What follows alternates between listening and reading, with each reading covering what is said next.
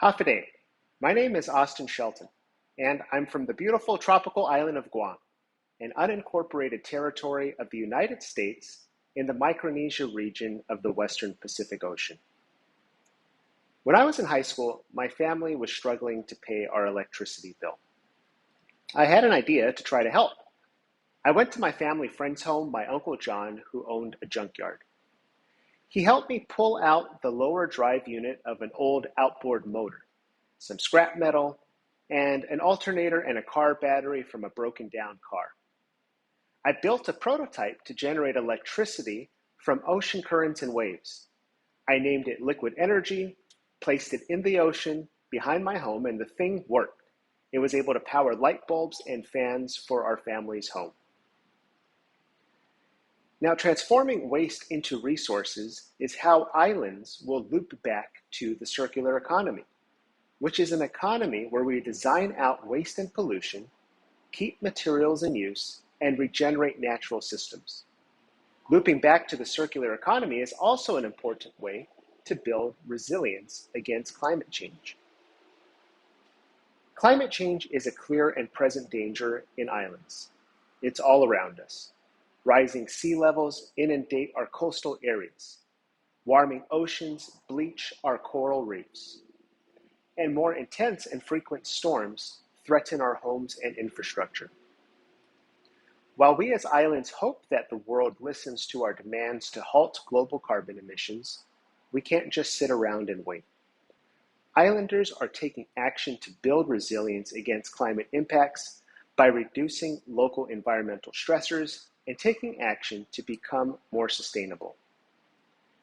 My liquid energy prototype became a winning science project for me at the island-wide and international science fairs, and later it was my ticket to college scholarships.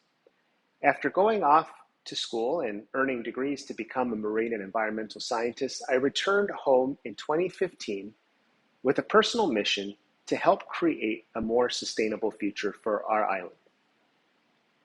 Our indigenous people of Guam, the Chamorros, came to our island 3,500 to 4,000 years ago on canoes using the ancient science of celestial navigation from somewhere in Southeast Asia.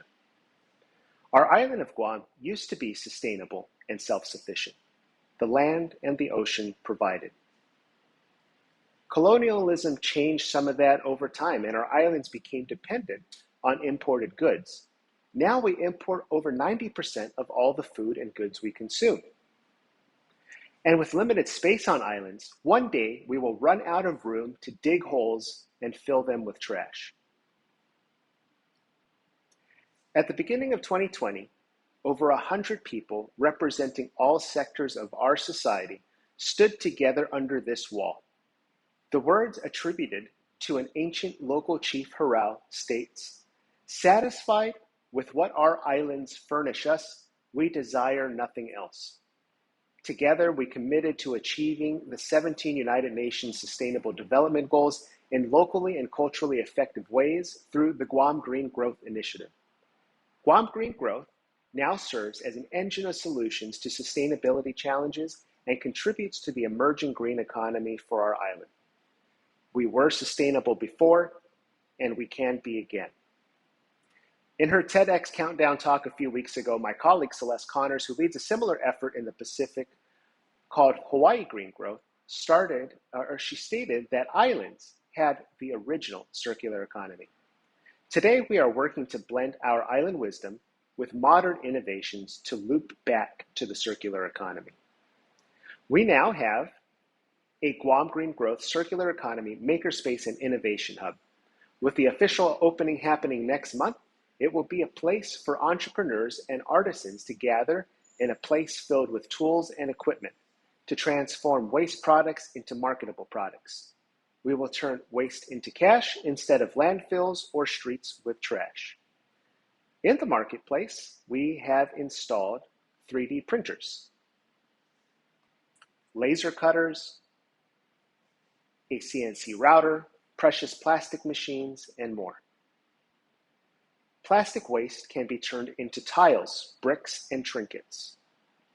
Discarded pallets and lumber can be transformed into tables or trophies.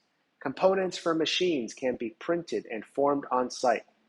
The G3 Circular Economy Makerspace and Innovation Hub will give our people an ownership role in the emerging green economy and in the transition to a cleaner and more sustainable Guam. The Innovation Hub side will provide access to business development and educational resources to create or expand green industries.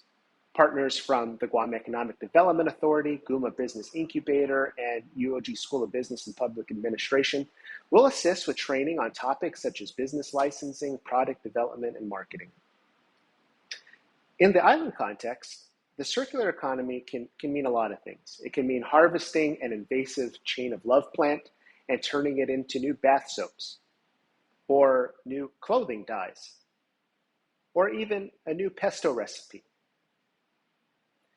Or the circular economy for islands can mean harvesting invasive bamboo and turning it into jewelry, purses, instruments. The Makerspace and Innovation Hub also welcomes university business students like these who made upcycled cloth bags with recycled precious plastic components. And the Makerspace is also looking forward to Junior Achievement members. We're very excited that Junior Achievement, Guam, moved in right next door, and it will soon be one of our most active partners in the G3 Circular Economy Makerspace and Innovation Hub. Transitioning to the circular economy turns waste into resources and builds resilience against climate change at the same time. My family happened to need a less expensive source of energy, and I was fortunate to see resources where others may have seen waste. If more of us apply this mindset, more needs can be met. More dollars can stay on the island locally. There are also many ideas and products yet to be designed and created in this space to help our communities. If we blend island wisdom from our sustainable past with modern technology, we can create new green industries and achieve our sustainable future.